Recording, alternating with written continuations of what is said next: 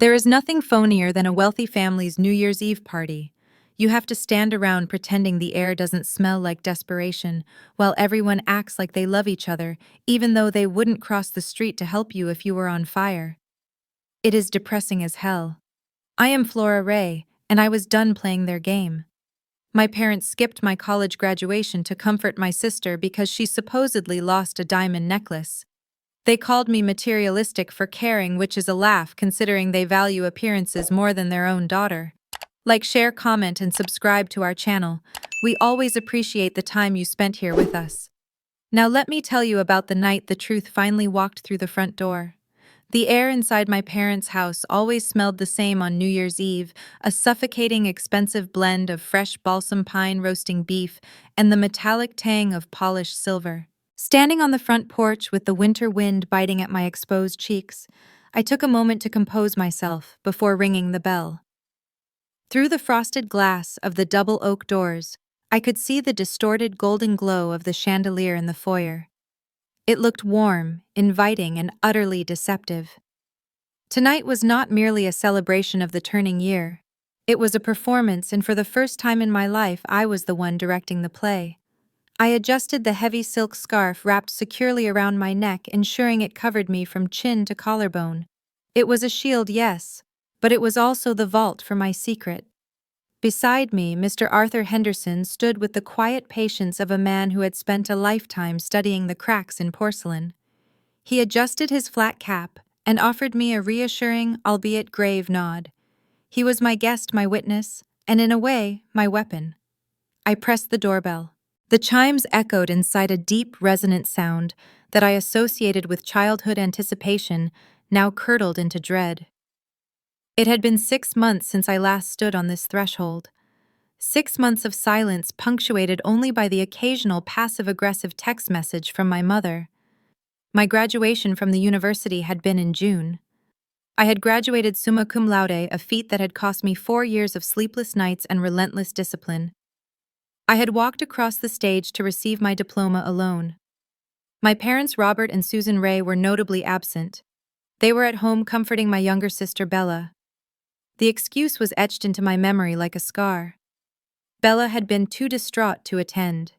She had been hysterical, claiming she had lost grandmother's vintage sapphire and diamond necklace, the specific heirloom promised to me upon the completion of my degree. It was a promise made when I was 12, a symbol of maturity and achievement. Bella had borrowed it without asking 2 days before the ceremony, and then amidst tears and hyperventilating, claimed it had simply vanished from her dresser. The door swung open, revealing my mother. She was dressed in emerald velvet, her hair perfectly coiffed, her smile tight and brittle as spun sugar. "Flora," she said, the word floating on a cloud of expensive perfume. "You actually came." Her eyes darted immediately to Mr. Henderson, and her smile faltered for a fraction of a second before reassembling itself. "And you brought a guest. We weren't entirely prepared for a +1, but there is plenty of food." She stepped back, ushering us into the warmth. The house was exactly as I remembered, pristine, cluttered with crystal vases and oil paintings that cost more than my car, yet devoid of any genuine comfort. "Mother, this is Arthur Henderson," I said, my voice steady, devoid of the tremor I felt in my hands. "A friend from the city. He shares my passion for history." Arthur removed his hat, revealing a shock of white hair and eyes that were sharp, assessing, and deceptively kind. "A pleasure, Mrs. Ray," he said, his voice a low rumble. "Flora has told me so much about your lovely home." We moved into the parlor where the rest of the intimate gathering was assembled. My father stood by the fireplace nursing a scotch, looking relieved that I hadn't arrived screaming. He valued peace above all else, even if that peace was built on a foundation of lies. And there, lounging on the beige divan like a queen in exile, was Bella. She looked up from her phone, her eyes narrowing as they landed on me. She didn't look like a girl who was ridden with guilt over losing a family treasure. She looked bored. "Well," Bella drawled, "look who decided to finally show up to support the family." She took a sip of champagne, and the light caught the wrist of her left hand. A brand new designer watch, thick with gold and mother of pearl, sat heavily on her arm. It was ostentatious, new, and worth at least $3,000.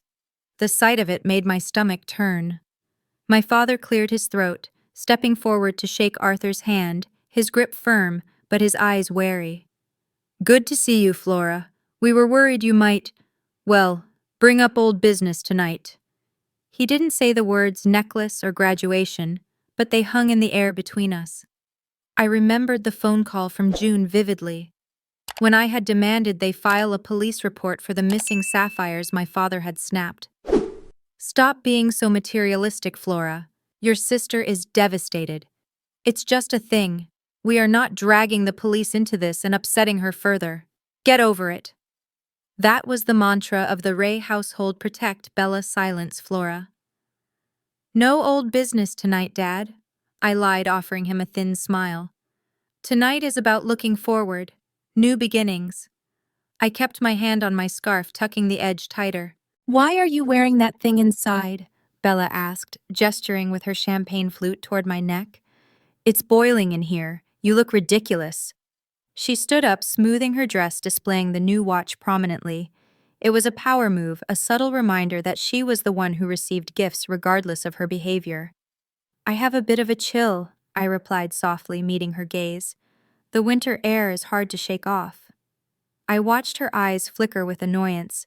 She hated when I didn't rise to her bait. She wanted a fight. She wanted me to scream about the necklace so she could play the victim again, crying about how cruel I was to remind her of her mistake. But I wasn't going to give her that satisfaction. Not yet. "I wouldn't miss tonight for the world, Bella." I continued, my voice gaining a slightly harder edge that made my mother flinch. "I even prepared a toast." The room went quiet. The clock on the mantel ticked loudly, marking the minutes toward midnight. My parents exchanged a nervous glance. They knew me as the studious, quiet daughter, but they also knew I had a threshold. They just didn't realize I had crossed it weeks ago. Arthur stepped up beside me, a silent sentinel.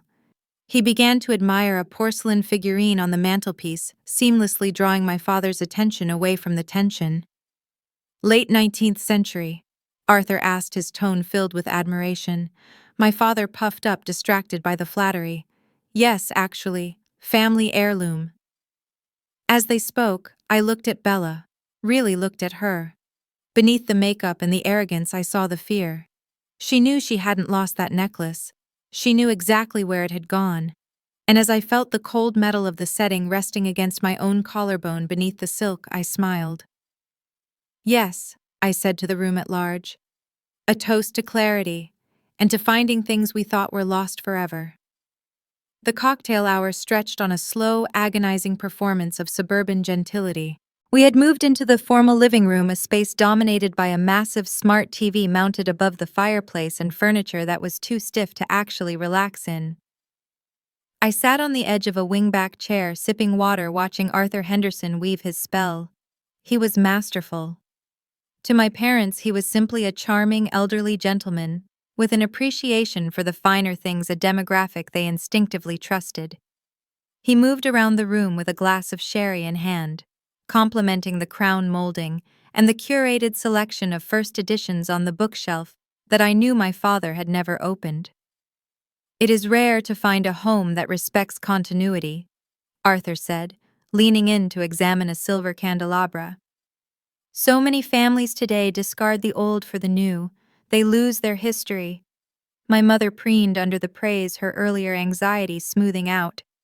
"We try our best, Mr. Henderson," she said, offering him a tray of canapés. "Robert and I believe in preserving standards." It was the perfect opening. Arthur straightened up, his expression innocent. "I imagine you must have a formidable collection of heirlooms then. Jewelry, perhaps late Victorian or Art Deco. It would suit the house perfectly." The air in the room instantly grew thin. My father stiffened, his knuckles white around his glass. My mother's smile faltered, twitching at the corners. They exchanged a look, a lightning-fast communication of shared guilt and defensive strategy. We used to," my mother stammered, letting out a nervous, high-pitched laugh. "We've had some terrible luck recently.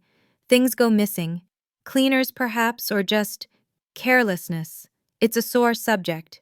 She cast a quick, fearful glance at Bella, who was scrolling on her phone, oblivious or pretending to be. A tragedy, really, my father added gruffly. But material things can be replaced. We try not to dwell on it. I took a sip of water to hide the bitter smile threatening to break through. Try not to dwell on it. That was their luxury. They could afford to forget because the loss wasn't theirs. It was mine. While they sat there sweating, I allowed my mind to drift back to the weeks of obsession that had brought me to this moment. I hadn't accepted their narrative of the lost necklace. I knew Bella. She wasn't careless with things that benefited her. She was calculated.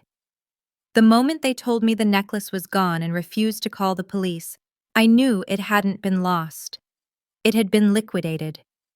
For 3 weeks in October, I had treated the search like a second job. I created a grid of every pawnshop, antique buyer, and cash for gold establishment within a 50-mile radius of our zip code. I spent my weekends driving to strip malls and city centers, showing a photo of the necklace to indifferent clerks behind bulletproof glass. The memory was visceral, the smell of stale cigarettes, and desperation in the lower-end shops, the dismissive waves of hand. I had almost given up hope until I walked into Henderson's Antiques in the city. It wasn't a grimy pawn shop. It was a legitimate high-end establishment. And there it was. Resting on a black velvet bust in the center case under the halogen lights, the sapphires burned with a deep accusatory blue.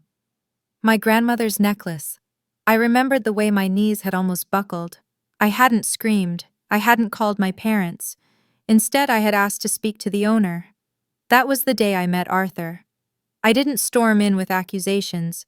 I came in with evidence. I showed him photos of me wearing the necklace at 16. I told him the story. Arthur was a man of strict ethics and strict record-keeping. When he realized he had unwittingly purchased stolen property that was about to become the center of a family dispute, he didn't hide. He offered to help me make it right. I bought the necklace back that day, using my entire savings account. It was a transaction of reclamation. I wasn't just buying jewelry, I was buying the truth. Back in the living room, the grandfather clock chimed the quarter hour. It was 11:45 p.m. The tension I was suppressing began to radiate off me, and my father, sensitive to any shift in the emotional barometer, checked his watch. "Getting late," he muttered. "Maybe we should just turn on the countdown and get this over with. I'm tired." He wanted to rush the night, to push past the midnight mark so he could usher me and my guest out the door and return to his comfortable denial. He reached for the remote control. "Let's find the ball drop." "Wait," Bella said sharply. Her head snapped up from her phone, her eyes locking onto Arthur. The alcohol she'd been consuming all night had stripped away some of her indifference, leaving behind a sharp, paranoid edge. She squinted at him. "I know you," she said, her voice slow, accusatory. "I've seen you before. Where have I seen you?" The room froze. Arthur didn't flinch. He merely raised an eyebrow, maintaining his kindly facade. "I have a common face, my dear. Perhaps at the library or the park." Bella shook her head, agitation rising. No, it was somewhere else. You look like the guy who runs that shop downtown. The one with the old clocks in the window." My heart hammered against my ribs. She was remembering. Bella had sold the necklace to him directly. She had stood across the counter from him, signed the ticket, and taken the cash. If she placed him now, the trap would snap shut too early. I had to intervene. I stood up abruptly, the movement commanding the room's attention. "Bella, please," I said, injecting a tone of sisterly condescension that I knew would distract her. "Mr. Henderson is a retired history teacher. You're confusing him with someone else. You always were terrible with faces." I didn't wait for her to retort. I turned to my father, who was holding the remote like a lifeline. "Dad, don't put the news on yet. I have something prepared." "Prepared?" My mother looked weary. "Flora, honey, maybe we just watch the TV like normal people." "It is normal." I insisted, walking over to the massive screen. I pulled my phone out of my clutch, the HDMI adapter already attached. I mentioned a toast earlier. New Year, New Truths. I put together a slideshow, a year in review. I thought it would be nice to look back at what we've all achieved this year before we start the new one. I looked at them, widening my eyes, feigning vulnerability. I missed graduation with you guys. I just wanted to share a few memories. Please. The guilt trip worked as I knew it would. My parents were desperate to perform the role of the happy family, especially in front of an outsider, like Mr. Henderson. If they refused a simple slideshow, they would look cruel. All right, my father sighed, relenting. But make it quick, Flora. The ball drops in 10 minutes. He handed me the remote to change the input. Bella slumped back into the sofa, muttering under her breath, still eyeing Arthur with suspicion, but the immediate threat of recognition had passed. She was too self-absorbed to believe I would ever orchestrate something this complex. She thought I was weak. She thought I was just desperate for their approval. I plugged my phone into the side of the TV. The screen flickered, then went black. I held the phone in my hand, my thumb hovering over the album I had named The Appraisal. This won't take long. I promised, my voice steady, though my pulse was roaring in my ears like the ocean. I just want everyone to see exactly what this year has cost us. I glanced at Arthur. He gave me a barely perceptible nod. The stage was set. The players were in position. I turned back to the family who had erased me for the sake of convenience, and I prepared to show them the high-definition reality of their choices. The Times Square ball on the television screen was a glittering sphere of LEDs suspended in the freezing New York air, ready to mark the end of the year. In our living room, the atmosphere was considerably less triumphant. My father had poured fresh drinks with a heavy hand, the ice clinking loudly in the silence as the televised crowd began the final chant. 10, 9, 8. My mother forced a smile, raising her glass to the room, her eyes darting nervously between Bella and Arthur. "Happy New Year, everyone," she whispered, almost like a prayer for this night to end without incident. 3, 2, 1. Happy New Year. The electronic cheers erupted from the speakers, followed immediately by the mournful, nostalgic swell of Auld Lang Syne. My parents leaned in to kiss each other on the cheek, a reflex of their 30-year marriage, and then turned to hug Bella. I stood apart near the television, my hand resting on the HDMI cable. I didn't drink. I waited. "A toast," I announced, my voice cutting through the televised noise. I picked up a silver spoon and tapped it sharply against the rim of a crystal water glass. The sound was a piercing ding-ding-ding that brought all movement to a halt. My father sighed, lowering his scotch. "Flora, please. It's midnight. Let's just enjoy the moment." "That's exactly what I want to do, Dad," I said, offering him a beatific smile. "I want to enjoy the truth of the moment." I mentioned a slideshow. It's short, I promise. Just a reflection on value. I swiped my thumb across my phone screen. The massive TV behind me shifted. The image of the cheering crowds vanished, replaced by a black screen that slowly faded into a photograph. It wasn't a family portrait. It was a high-resolution scan of a document. It was a pawn ticket, yellowed slightly at the edges, but magnified to the size of a movie poster. The details were crisp, undeniable, and devastating.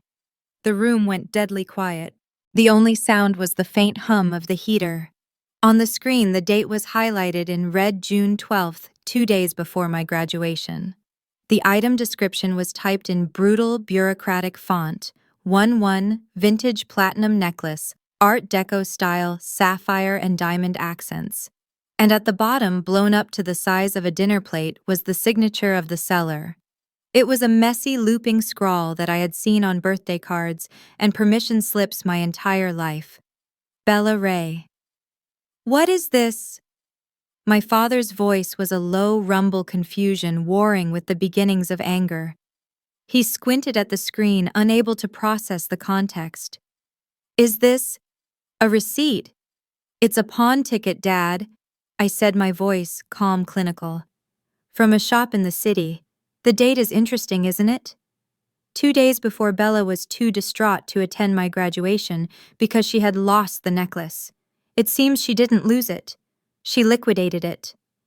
A gasp escaped my mother's throat, a sharp, wet sound. She turned to Bella, her hand flying to her mouth. Bella, what? What is that? Bella was staring at the screen, her face drained of all color. The glass of champagne in her hand trembled, spilling a few drops onto the expensive Persian rug. For a moment, she looked like a child caught with her hand in the jar, but then her eyes hardened. The denial kicked in. That's fake, she snapped, her voice shrill. She made it up. Flora is just trying to ruin everything like she always does. It's Photoshop. Photoshop, I repeated, raising an eyebrow. That's a serious accusation. I turned my gaze to the man standing quietly by the bookshelf. Arthur, you have a keen eye for documents. Would you mind stepping forward? Arthur Henderson set his sherry glass down on a coaster. The transformation was subtle but terrifying. The kindly, doddering grandfather persona evaporated. His shoulders squared, his chin lifted, and his eyes lost their warmth, replaced by the cold, assessing stare of a businessman who had survived 40 years in the trade. He walked to the center of the room, not as a guest, but as an authority.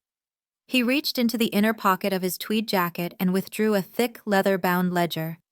It was old-school, analog, and irrefutable.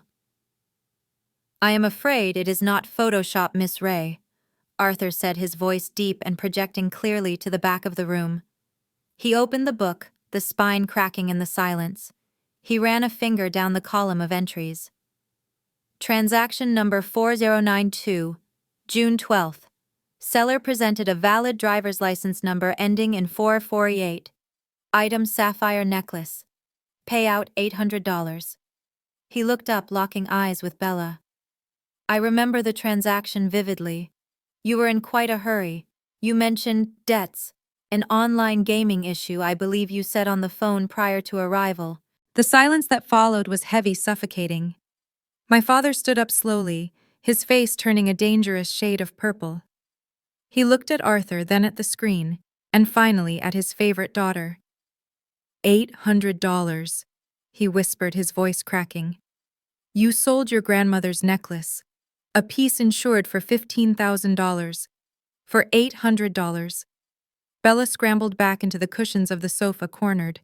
The golden child mask slipped completely, revealing the petulant, spoiled brat beneath.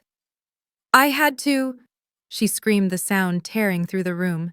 I maxed out the credit card you gave me. Okay, the bill was coming and I didn't want you to be mad. It was just a stupid necklace. Flora wasn't even using it. It was just sitting in the box. She gestured wildly at me. She doesn't even care about jewelry. Why does it matter?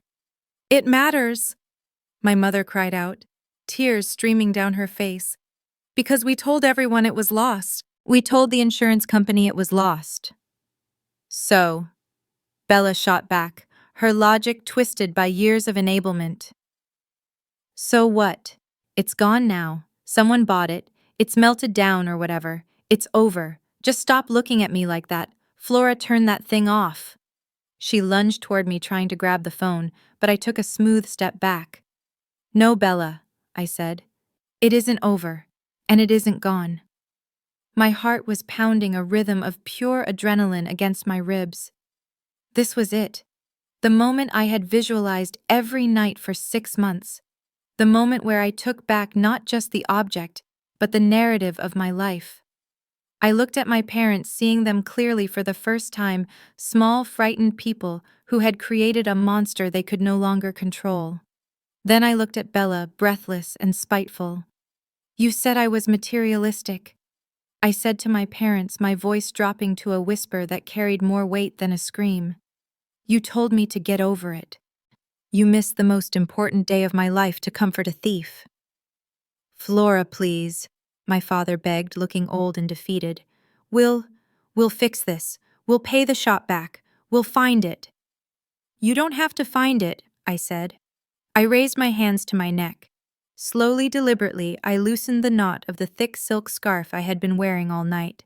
The fabric made a soft shh sound as it slid against my skin. I unwound one loop, then the next. The heavy wool fell away, pooling at my feet. The room gasped.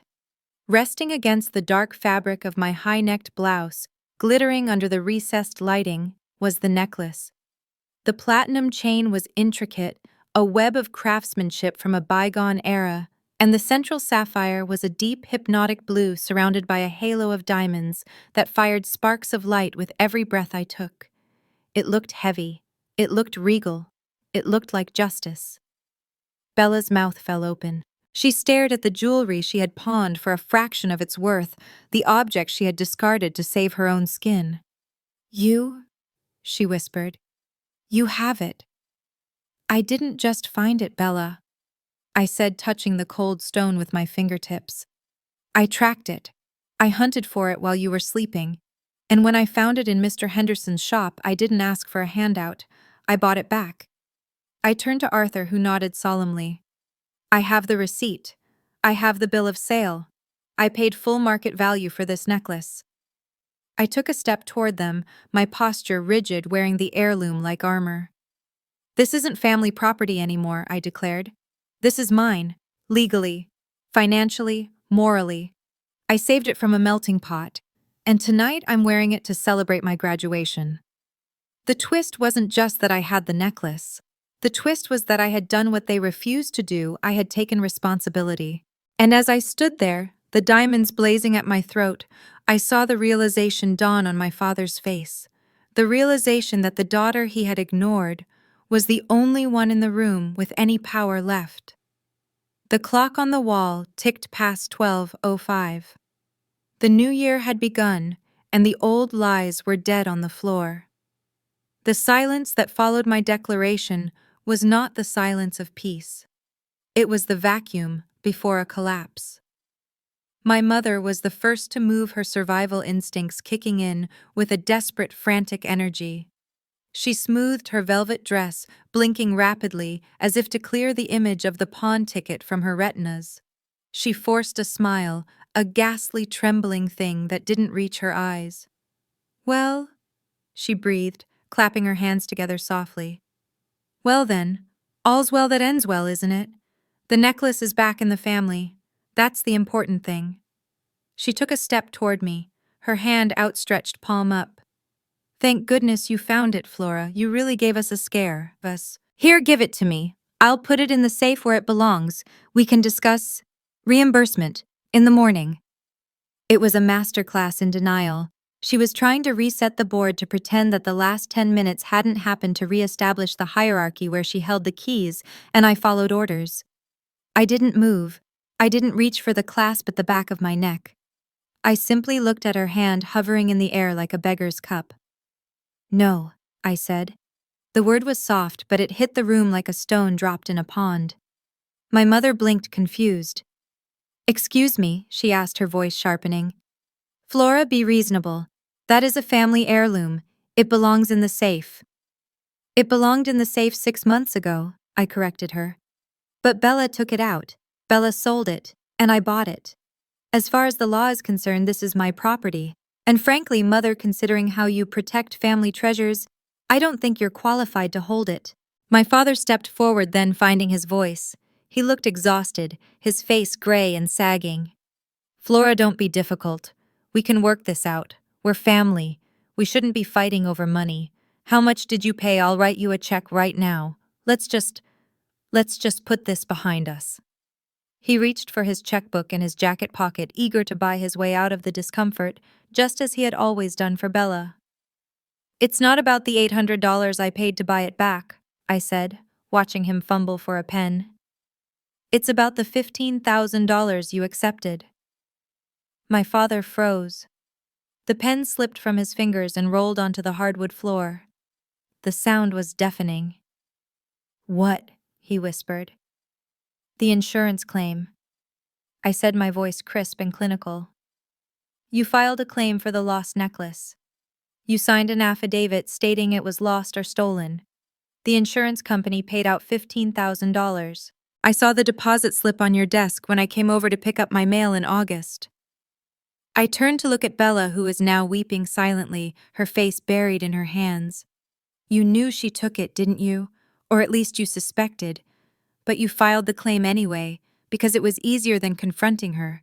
It was easier to take the money and pretend nothing happened. That's private business, my father stammered, sweat beading on his forehead. You don't understand. I understand perfectly, Arthur Henderson interjected. He stepped forward, his presence looming large in the room. He was no longer the kindly guest. He was the bearer of consequences. Mr. Ray, when I acquired the piece from your daughter, I held it for the mandatory statutory period. I run a clean shop. I check every item against the national database of stolen property. He paused, letting the weight of his words settle. Last week, the database flagged the necklace. It was listed as part of an active insurance settlement. Stolen. That put me in a very difficult position. My mother grabbed my father's arm, her fingernails digging into his suit jacket.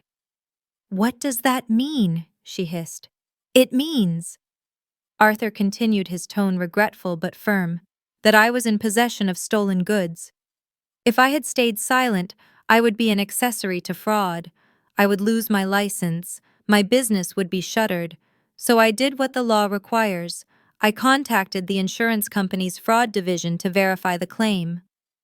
You did what? Bella screamed, her head snapping up. You called them. I had to report that the item claimed as stolen had actually been sold to me by a member of the household, Arthur explained.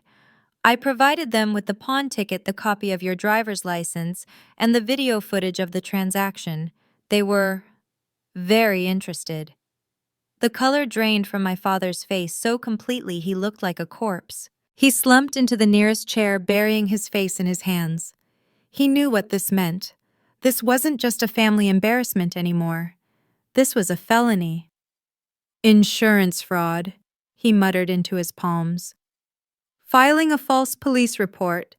Theft by deception. He looked up at me, his eyes wide with horror. Flora, do you have any idea what you've done? They'll sue us. I could lose my license. I could go to jail. I didn't do anything, Dad, I said, feeling a cold, hard satisfaction settle in my chest. I just bought a necklace. You are the one who signed the insurance papers. Bella is the one who sold the heirloom. You did this. I just turned on the light so you could see the mess. We have to stop this, my mother shrieked, turning on Arthur. You have to call them back. Tell them it was a mistake. We'll pay the money back. Double. Just tell them you made a mistake. I cannot do that, madam, Arthur said, buttoning his jacket. The file is open. An investigator has already been assigned. In fact, I believe you will be receiving a formal notification by Tuesday. They take fraud very seriously. He reached into his pocket and pulled out a folded white envelope. As a courtesy, I brought a copy of the report I was required to file. I thought you should be prepared. He placed the envelope gently on the coffee table. It looked innocuous, but we all knew it was a death warrant for their reputation. Bella was hyperventilating now, rocking back and forth. I can't go to jail, she sobbed. I can't, Mom, do something. You said it would be fine. You said nobody would find out. The accusation hung in the air, confirming my suspicions. They had conspired. They had covered it up together, leaving me out in the cold, graduation and all. You won't go to jail, Bella, I said, my voice devoid of sympathy. Dad will probably take the fall for the fraud since he signed the papers. But you're going to be the reason your family is ruined. You're going to be the reason Dad gets disbarred. You're going to be the reason this house gets sold to pay the legal fees.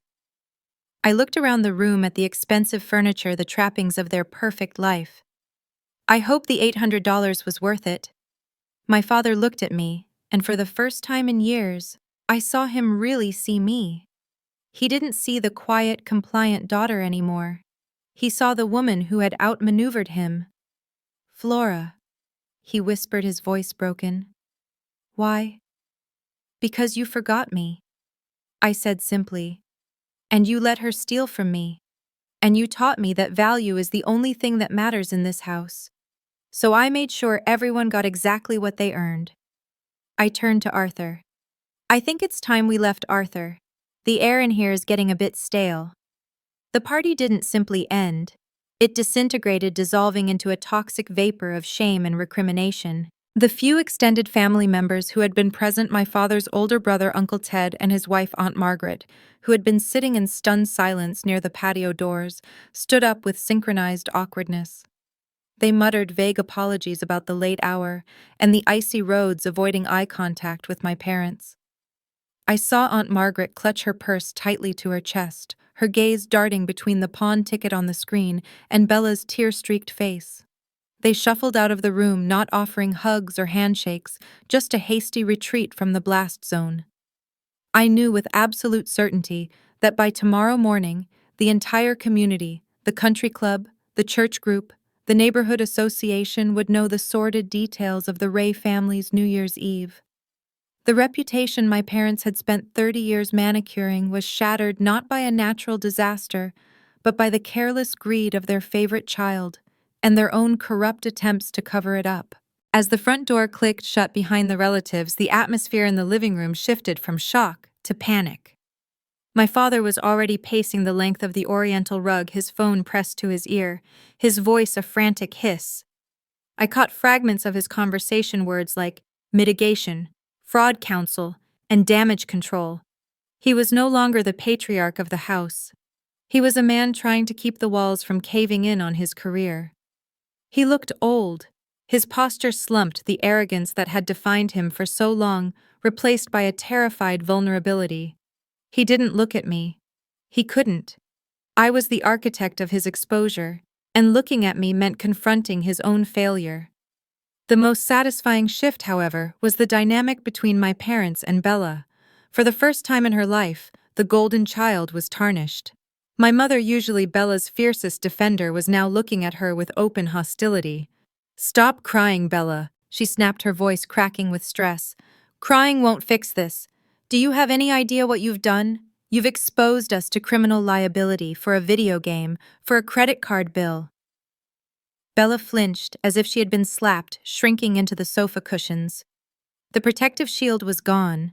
She was no longer the victim, she was the liability.